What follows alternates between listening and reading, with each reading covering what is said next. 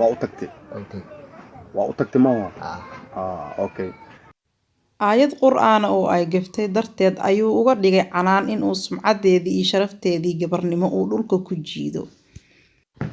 Assalaamu calaykum waraxmatullaahi wabarakaatuhu. waa idin salaam walaalaha janalkayga ku xiran meel walba oo dunida ka joogtaan kusoo dhawaada janalkayga. halkaad igala socotaan waa Fahiimo Show. soo dhow ayaan ku leeyahay. haddii aad cusub tahay fadlan janalka subscribe saar, sidoo kale muuqaalka la garay waad mahadsantihiin. halkan waxaa idinkaga muuqdo waa macalin dugsi quraan oo lagu magacaabo Xasan. macalinkan ayaa falfal xumo badan u geystay gabar yar oo 8 sano jir ah oo kamid ah ardayda uu quraanka bari jiray.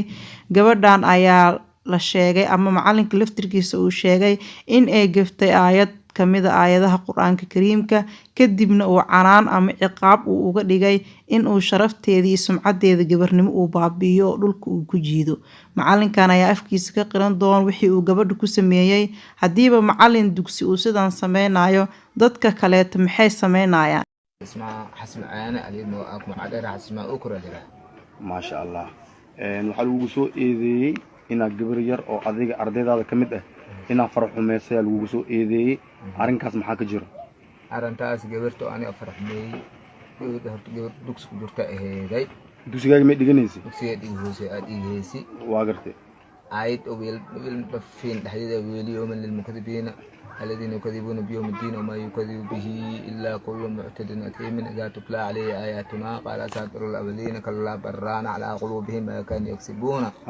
كلا إنهم عربهم يوم إلى محجوبون ثم إنهم أصحاب الجحيم كلا إنهم عربهم يوم إلى محجوبون أي قفتي هاي المهن حل ظهر إذا بدي صح.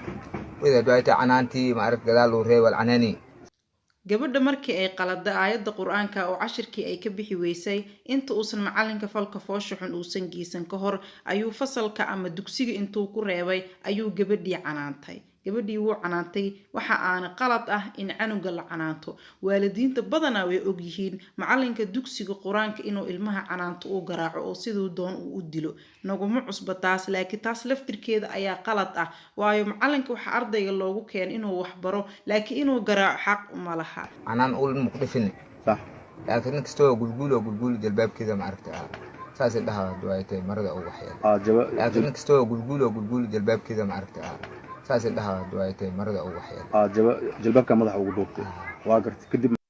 jalbaabkeedii ayuu wejiga ugu xiray ama wejiga ayuu uga duubay asiga oo xoog iyo awood adeegsanayo. gabadhiina way yar tahay oo iskama celin karto. maysan ka filanaynin macalinkeeda dugsiga inuusan falkaas foosho xun uu kula kacayo. kadib waxa uu sameeyay ayuu ka sheekeynayaa. wuu isla sii saxsan yahay oo uma maleeyo in uu qalad ka gala gabadha yarta ah. maxaa sameysay? kadamba gabar yar waaye, gabar 8 sano waaye. jalbaabkeeda indhaha saas oo xiray qadar alwaay maya barnaamijkaas qeer qadar alwaay ma aha. waxa laga rabaa waxa uu qiil ka dhiganayaa in ay qadar alla aheeday. muusan ka xishoonin Allah subxaanahu wa ta'ala, muusan ka cabsanin gabadha yartaa sumcadeedii sharafteedii intuu dhulka ku jiiday ayuu waxa uu la soo indha adag yahay waxay aheed qadar rabbi. waxa inaad qiritid waxaan ku sameeyay gabadh inaad dhahdaa laga rabaa. gabarta markii adwaayta jalbaabka saas u yeelay oo marada saas ana u yeelay kor amal aan kor u joogsaday saas oo korkeeda isu taagay. waa u tagtay. okay waa u tagtay ma xishoodka alla ka qaad asigoo nin weyn ah oo cilmiga wax ka barta uu gabar yar oo ardaydiisa intuu damac ka galay oo wuxuu la soo indha adag yahay haa waan sameeyay iyo waan kufsaday. subxaanaka yaa cadiim. okay hadda video laga duubayo ma lagu qasbi wax jug ma lagu geystay mise adoo maskaxdaada degan tahay aad duubta halka ma lilawa ani xal alxamdulillah waqtan nimini xilli ana inilka damba ma aragtay mas'uul abdale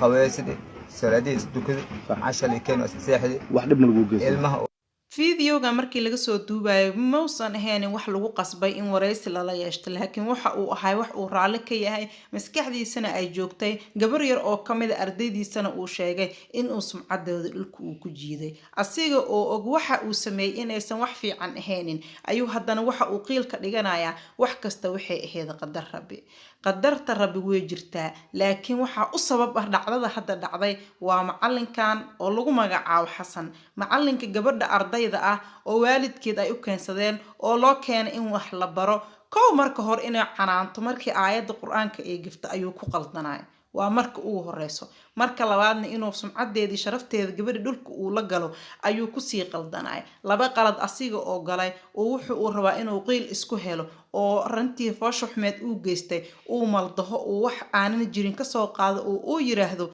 qadar rabbi ayay aheeda taas sidoo kale macalinka waa uu qirta waxa uu sameeyay macalinka waa in diinta islaamka waxa ay ka qabto arrinka foosho xun uu sameeyay la marsiiyaa gabadhana waa inay cadaalad heshaa waa gabar yar aan xaqeeda dhacsan karin laga xoog badiyo loo awood sheegtay waalidiinta ayagana mid bay ku qaldan yihiin macalinka wixii uu ku qaldan yahay ama falka uu geystay indhahiina caad idinkama saarno oo waad u jeedaan laakiin waalidiinta waxa ay ku qaldan yihiin waalidka iskuulka ama dugsiga ayay waxay geynayaan canugooda macalinkii hadduu canuga ardayga soo daaho wuu garaacaa cashirka hadduu ka bixi waayo wuu garaacaya weliba dugsi qur-aanka marka si gooniya loo fiiriyo okay ardaygii hooyadiis ayuu usoo sheegaya ama aabiis wuxuu leeyahay annaga dugsiga ayaa sidaa nagula soo yeela macalinka ayaana soo garaacay waalidka waxaa laga yaaba waalidka ugu fiican inuu macalinka u tago u dhaho macalin maxaa caruurteeda u garaacday waalidka kalena waxa ay leeyihiin warbaxa ardaha guri iskuulkiina ama dugsigiina aada oo caruurtoodii warkama hayaan beri marka dhibaato dhacdo afkaa la wada taaga macalinkiyaasaan sameeyey dhibkana dhackana dhacayaa la leeyahay dhibaato way dhacdaa marka ugu horeysa ma aha laakiin waalidiintana waa inay foojignaadaan dadka ilmaha lagu amaanaysanayo waa ammaano ilmahaaga yaa u dhiibto qof kaleeto qofka waa inuu ahaado qof aad soo hubisay ehel ahaada ama qaraabo ahaada ama deris ahaada laakiin qofkan dugsi qur-aanka iska furtay waa inuu ahaado qofa aqoon u leedahay qofka ciyaalkaaga oo ubadkaaga ku aaminaysid waa inuu ahaado qof la garanayo qof ma tahay marka ubadkaaga u dhiibto dhib kasta ayaa kala kulmi kartaa marka ugu horeysa maaha ee arrintan oo kale ay dhacdo maalin hadda dhow ah waxaa dhacday gabar Soomaaliyeed oo caruurteedii ka keentay qurbaha oo dhaqan celin u keentay Soomaaliya in caruurtii ay u geeyso macallin dugsi macallinkii laba gabdhood ayaa loo geeyay gabadhii yareed ayuu farxumeeyay gabadhii weyneed ayay u sheegtay gabadhii yareed macalinka ayaa sidaan uu sameeyay gabadhii ayaa weyneed ayaa u sheegtay hooyadeeda waxa ay tiri sidaan ayay walaashay maanta ii sheegtayo gabadhii macalinka ayaa sidaan u galay sidaas ayaa macalinkii arrintiisa lagu ogaaday inuu gabadhii maxaa la dhahaa uu farxumeeyay waalidiinta ayagana qofka ay ubadkooda u geysanayaan waa inay ahaato qof ay iska soo hubiyeen oo ay soo ogaadeen waxa uu yahay macallin kasta looma geysan karo ubad wax kasta ayaa ka imaan karo hadda ninkan weyn ee gabadha yarta ah dhibaateeyay nin yar ma aha 15 jir maaha waa ninkaas weyn aad u jeedaan oo la soo istaaga halkan oo isla saxan oo leh canaan ayaan uga dhigay ciqaab ayaan uga dhigay aayadii quraanka ahayd ee gaftay intaas soo sano ayaa quraan la baranayay weligeeda la gafi jiray weligeedo macalinka ardayga wax u sixi jiray laakiin canaan ayaan uga dhigay intaas ayuu qiil ka dhiganayaa si aana gabadhii maxaa u kufsatay iyo maxaa dhibkan u geysata loo dhihin ayuu haddana wuxuu ku sii darayaa in wax kasta ay qadar rabbi yihiin qadarta rabbi waa la wada og yahay qof kastana wuu yaqaanaa laakiin tan hadda dhacday waa wax adiga ah sababteed leedahay haddii aad tahay macallin isku sheeg adiga ayaa leh qaladkan oo hadda aad ku samaysay gabadha yartaa xoog ayaa u adeegsatay indhihii ayaa ka xirtay xataa haddii ay qeelaheeda afkii ayaad ka xirtay awood ay iskaga kaa celisa ma lahayn oo waxay ahayd gabar yar oo masaakiin oo saqiira oo lagugu ammaanaysta ayay aheeday kow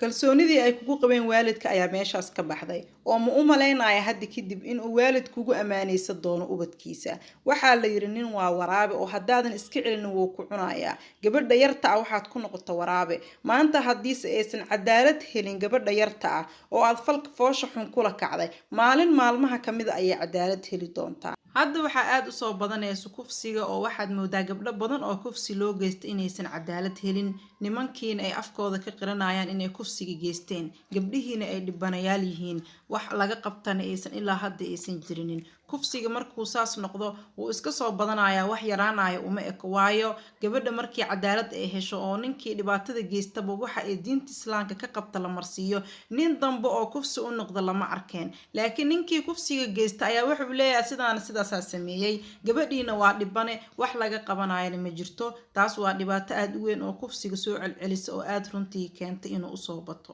ninkan hadda waa uu qirta falka uu sameeyey meesha uu jooga ha loogu tago ee hala soo qabto ayaa aniga dhihi lahay si gabadhaas yar ee masaakiinta ay cadaalad u hesho asigana hala marsiiyo waxa ay diinta islaamka ka qabto waad mahadsantihiin walaalahayga kulligiin fiideoga sii share gareeya waa idin mahad celinaya muuqaalka xigo intaa ku kulmayno waxaa idinkaga tegayaa sidaas iyo nabadgelyo assalaamu calaykum waraxmatullaahi wabarakaatuh